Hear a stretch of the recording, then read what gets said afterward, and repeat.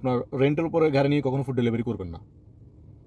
রেন্টের উপরে গাড়ি নিতে হলে অনেক সমস্যা, এবং কি আপনার রেন্টের ভাড়া দিতে হবে আপনাকে। এই ডেলিভারি আপনাকে যে পরিমাণ দিবে আপনি সেই পরিমাণে আপনাকে নিজের খরচ, তারপরে আপনার রেন্টের উপরে যে গাড়ির রেন্ট দিতে হবে। আপনি হিসেব করলে মাস শেষে আপনার কাছে 1000 টাকাও থাকবে না, 1000 রিয়ালও থাকবে না। তো আপনার কাছে তো লাইসেন্স আছেই, বাস আপনি একটা গাড়ি নিলে আপনি যে টাকাটা রেন্টে দিবেন, আপনি এই যে 1200-1500 টাকা যে রেন্টে দিবেন ওটা আপনার থেকে যাবে, আপনার গাড়ি হয়। আপনি নতুন হয়ে থাকলে আপনি এই রেন্টের উপরে আপনি গাড়ি নেবেন না, পুরাতন হলে আলাদা হিসাব। আর নতুন যারা, বিশেষ করে আপনারা এই ইতে কাজ করবেন, এই রফিকে বা সোনোতে কাজ করবেন, তালাবাদে আপনারা নতুন যারা তারা করবেন না। তালাবাদে অনেক হার্ড, তালাবাদে অনেক ফাইন আসে, জরিমানা আসে, তালাবাদে করবেন না। যাদের এক্সপিরিয়েন্স আছে ওনারা তালাবাদে করতে পারেন।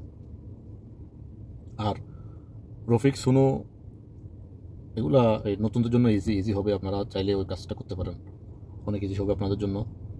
আর এই সোনোতে রফিকে আপনার ফাইন কম আসে, জরিমানা কম আসে। আর তালাবাদে একটু সমস্যা, তালাবাদে কাতারে অনেক ফেমাস, সেই জন্য তালাবাদে একটু হার্ড।